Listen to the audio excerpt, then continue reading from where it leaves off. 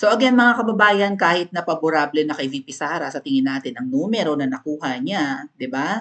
Or ang mga nanalo ngayon kahit papaano siguro pwede nang magkaroon ng konting kapalagayan ng loob si VP kapalagay na ba? Or mapalagay na ng konti ang loob ni VP Sara, dapat hindi po tayo tumigil na 'di ba maibigay yung hustisya para sa mga natalong kandidato kung hindi naman pala dapat sila talo. Kasi halatang-halata po talaga na palpak ang eleksyon, may dayaan sa eleksyon, oh, mamaya ko na lang 'to babasahin. May mga messages tayo from puting labanos at puting mustasa, bahala kayo diyan. At isi-share ko lang 'to sa Princess Maui too. Kaya yung mga naka-subscribe sa main channel ha, Princess Maui 1, 137,000 kayo diyan. Salamat po, hindi pa nababawasan. At kung mabawasan man, kapiranggot lang. Shout out po sa mga hindi madaling mabudol ng mga double agents na nandyan pa rin po, 137,000 and counting sa Princess Maui 1. But I highly recommend for you to subscribe po sa Princess Maui 2 kasi nauunang mag-start yan at may mga chine-checka ako at sinishare na mga checka na hindi ko pwedeng i-share sa Princess Maui 1. Kasi marami nga kayo dyan, di ba? So sa Princess Maui 2 ko i-checka bago nagsisimula ang live ng ating main channel. So, hindi tayo dapat tumigil. Mabuti may gumangak-ngak ngayon, kaya lang makakaliwa, nakakarumi. Okay. May gumangak-ngak ngayon na dapat po mag-manual recount. Oh, katunog ng pangalan niya. Sige nga. Hulaan niyo kung sino. Manual recount. Hoy, Pacquiao, magpa-recount ka rin. Huwag kang pumayag. Di ba nanaginip ka na ikaw ang anointed by God para maging Pangulo ng Pilipinas? Meron kang 1,000,000 pabahay, pautot-utot, gano'n. Gusto mong gumawa ng Department of Tubig, ano yun? Department of Water. Dapat may Department of Air din, di ba? Ito si Pacquiao na ito. Pero hindi si Pacquiao ang tinutukoy natin mga kababayan, nakatunog-tunog ng manual or manual recount, kundi another manual na yawa gid makakaliwa.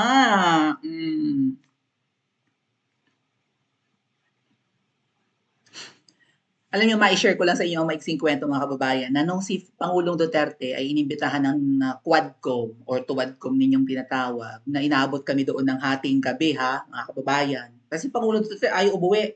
Ang layo ko, galing akong Davao. O inimbitahan niyo ako ngayon, mahal ang pamasahe. Tapusin ang hearing na ito, lahat ng gusto niyo itanong niyo hanggang madaling araw tayo hanggang alas 5 ng umaga. Hindi kinaya ng mga buhayang kongresista.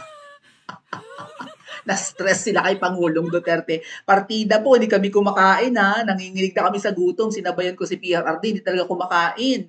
Yung mga kasamahan ko dun, papaspas kain na ng Jollibee at ng pakain ng ng House of Representatives. Hindi ako kumakain, baka any monument may lason, di ba? Mahirap na. At si Pangulong Duterte nung araw na yun, lagay ko sa notepad, baka makalimutan ko eh. Na-chika ko na to eh. Pero i-chika ko ulit sa inyo siguro bukas or sa susunod nating live. Kasi hindi ko pa ito na-chika, mga bongga. Okay. Alright. May kwento kasi mga kababayan yung pag-attend namin noon na PRRT na inabot kami ng ating gabi. May chika yun. Sige, chika ko sa inyo ng bonggang-bongga. Sa susunod na lang na live ha.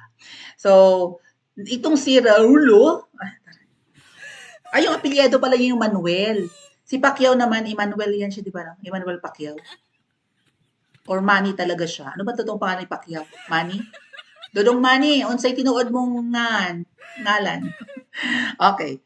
Si Raul Manuel, gusto ng manual recount ni Raul Manuel. Raul yun, si Raul yun. Recount siya, oh.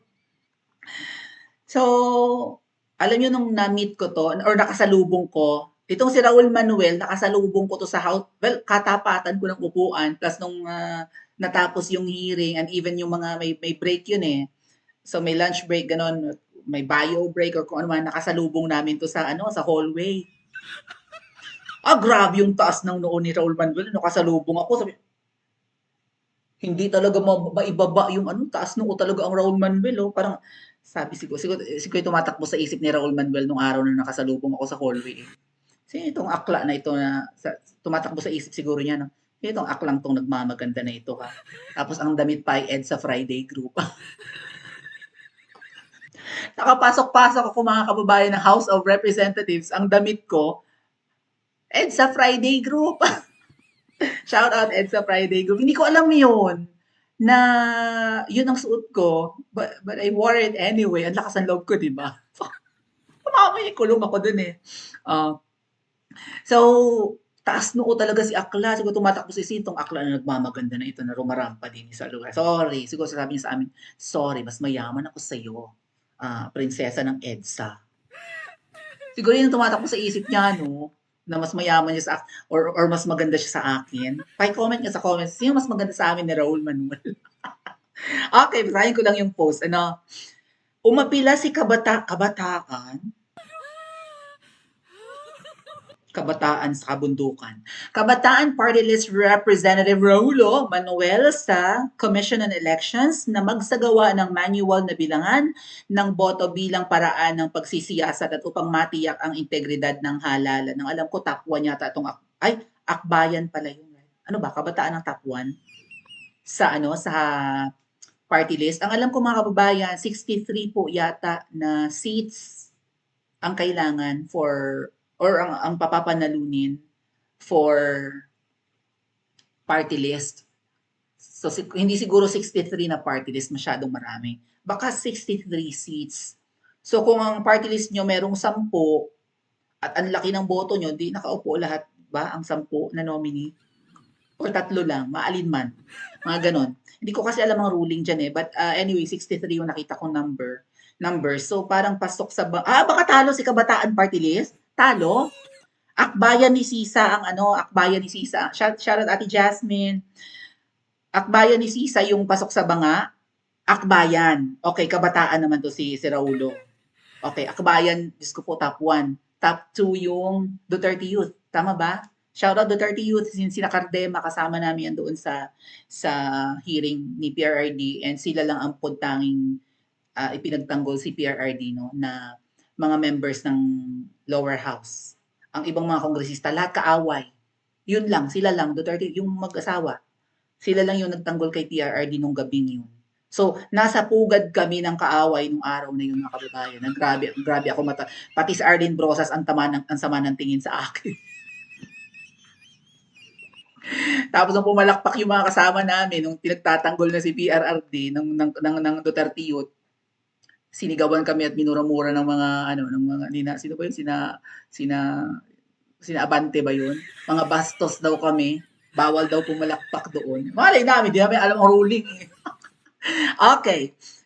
Bilangin daw ng mano-mano. Aniya, bukod sa mga ulat ng aberya sa mga automated counting machines ng Miro, kaduda-duda rin umano ang isinagawang last minute na software update sa mga ito. Last minute. So, di ba? Kung kailan kaorasan. Itong Comelec na to may 3 taon para mag-ready tapos kaorasan magtitest. Kaduda-duda naman pong talaga. Dagdag pa ni Aklang Raul, akla siya babae, malay ko. Dagdag pa ni Manuel, ilang bansa na rin ang nagsagawa ng manual na bilangan matapos makaranas ng kaparehong problema sa paggamit ng Miro ACMs. So ito po siguro ang dapat gawin mga kababayan ng PDP laban. Ipaglaban nila yung mga ang karapatan nila kung kasi halatang halata po yung dayaan. Hindi reliable ang automated na bilangan. Tapos may mga duplicates daw na mga balota, ay magreklamo po kayo. Anyway, basahin ko po yung post ng PDP. Alright? Nang mabilisan lang.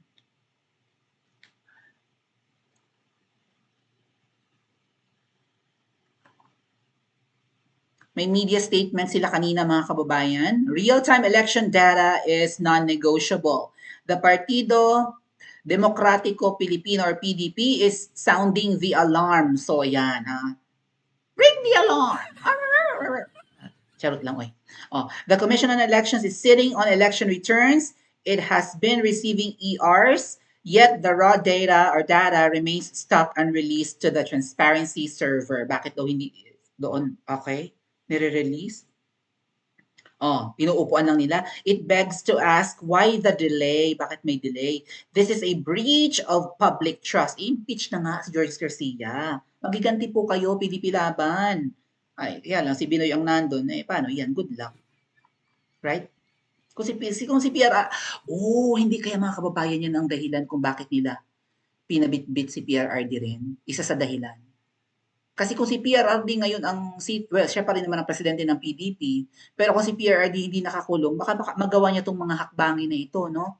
Ng pagsasampa ng reklamo. Eh kung kay Binoy natin iaasa as Vice President of PDP or Acting President ngayon, since wala si PRRD, ano asahan natin kay Binoy? Filipinos shouldn't have to wait, wonder, or worry about what's happening to their votes. Tama. We've seen this before in previous elections where delays turned into doubts and doubts eroded faith in our democracy. Hindi kalayaan ito tapos ganyan, delay. Ano yan?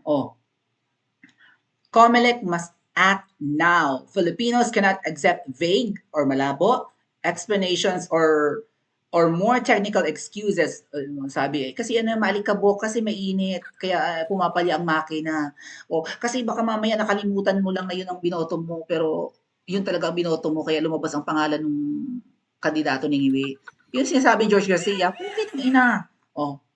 Every minute these votes stay hidden, trust erodes. Shouldn't we demand real-time transparency? Of course. Filipinos aren't asking for special treatment, yada, yada, yada, yada, yada, yada. As the National Board of Canvassers begins the official tally of votes today, the PDP looks forward to a process that is orderly, transparent, and beyond reproach, affirming the will of the Filipino people. Let us stay vigilant and share the call, because when it comes to our votes, every second of delay is a second too long. Habang dinidelay, alam nyo na may mahika. Tumindig tayo para sa demokrasya, para sa Pilipinas. Saan tayo titindig, mga kababayan? Yun ang tanong ko. Saan tayo maninindigan? Sa Mendiola, sa Liwasan, o sa EDSA? Ano to, social media na lang tayo ngak-ngak, hindi tayo kikilos. PDP, ano ang dapat nyong gawin? Baka kinakailangan tumayo tayo sa harapan ng COMELEC, sa Palacio del Gobernador. Diyan sa Intramuros malapit to, di ba? Diyan sa Rizal Park, sa Luneta. O dapat siguro sumugod doon. Kung hindi kayang mag-rally sa EDSA, doon pumunta sa harapan ng COMELEC. Punta kayo, mga kababayan. Sigawan ng bonggang-bongga, mag-picket, huwag umalis. Katulad ng ginagawa ng mga Pilipino sa labas ng ICC, hindi ito pwede.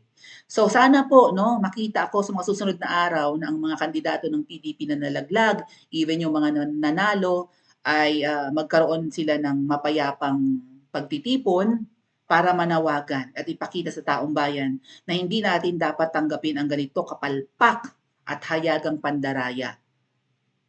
Matagal na itong nangyayari at ginagawa, bakit hanggang ngayon ganyan pa rin? What's the use of having automated elections kung questionable at hindi rin naman pala katiwa-tiwala? Tama? Pa-comment po sa comment section at mag-like and subscribe din po kayo.